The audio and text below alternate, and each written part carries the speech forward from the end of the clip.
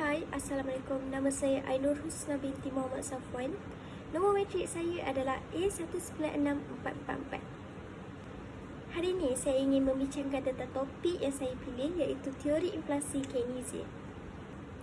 Teori inflasi Keynesian ini dikemukakan oleh beliau, iaitu John Maynard Keynes pada tahun 1930-an. John Maynard Keynes dilahirkan pada tanggal 5 Jun 1883 di Cambridge, England, dan meninggal pada 21 April 1946 pada usia 62 tahun di England. Beliau merupakan seorang ahli ekonomi dan ahli falsafah Inggeris. Pada masa itu, dunia ini sedang mengalami kemelesetan besar yang dikenali sebagai The Great Depression yang berlaku selepas krisis pasaran saham pada tahun 1929. Teori klasik gagal memulihkan kestabilan ekonomi pada waktu itu. Sebagai tindak balas pada kemelesetan besar, John Maynard Keynes memajukan pandangan tentang ekonomi yang berbeza daripada teori klasik. Teori inflasi Keynesian adalah berdasarkan buku yang bertajuk The Journal of Employment, Interest and Money yang diterbitkan pada tahun 1936.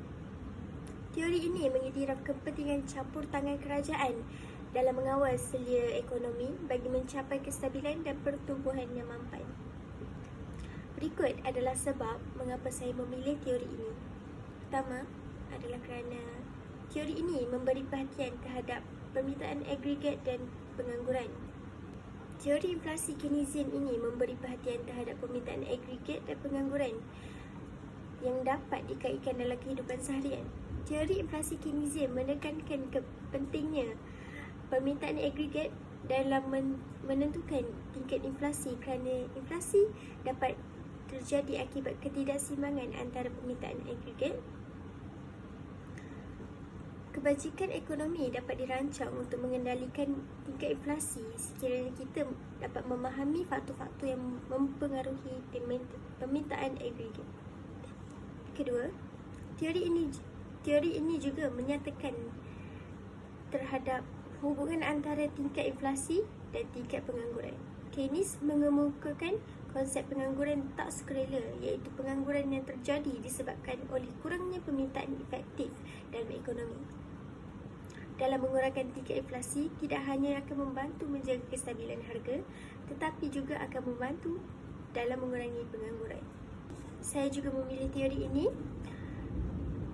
kerana ia memiliki beberapa kegunaan yang relevan dalam analisis ekonomi dan kebajikan ekonomi. Teori inflasi Keynesian ini telah memberikan pengaruh yang signifikan terhadap perkembangan kebajikan ekonomi di dalam negara. Antara pendekatan kebajikan yang disasarkan pada pemikiran Keynesian adalah seperti stimulus fiskal dalam period resesi yang telah terjadi instrumen penting dalam mengatasi masalah inflasi dan pengangguran. Seterusnya, pada pandangan saya, kita juga perlu memahami teori inflasi Keynesian ini supaya kita dapat merancang kebajikan ekonomi yang tepat.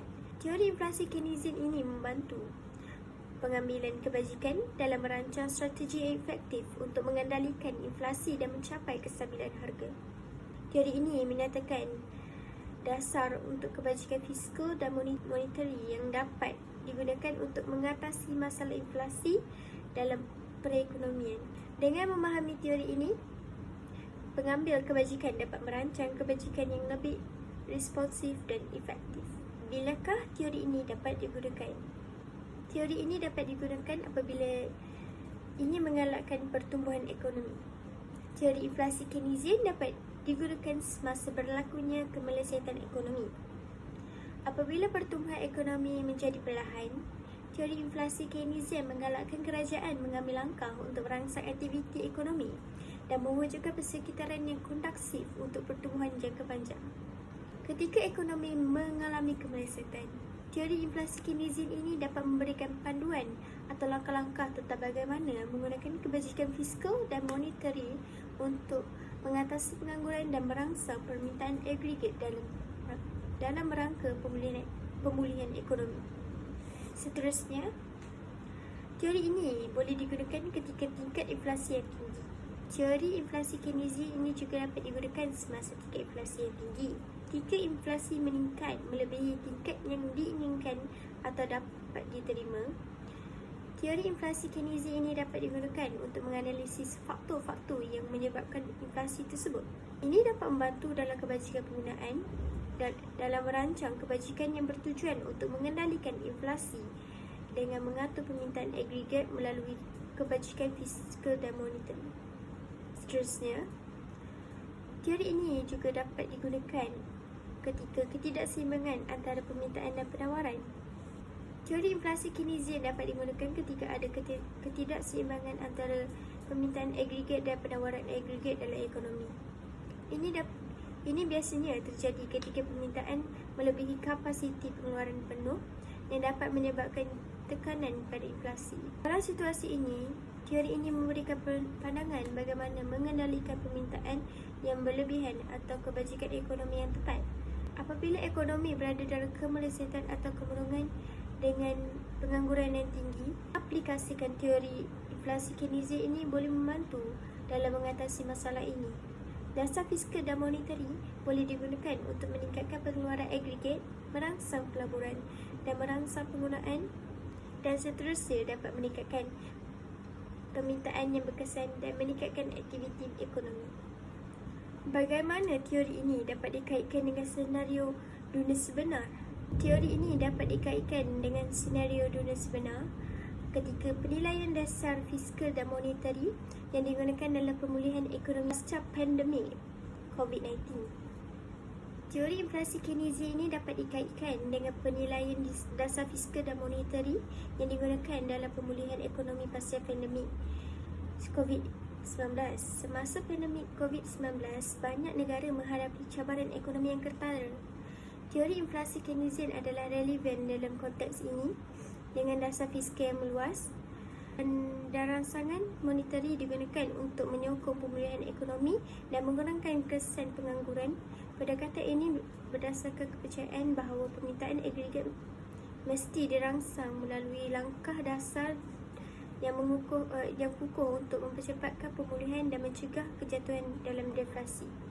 Di samping itu, pertimbangan kadar pengangguran dalam dasar ekonomi dapat dikaitkan dengan teori inflasi Keynesian.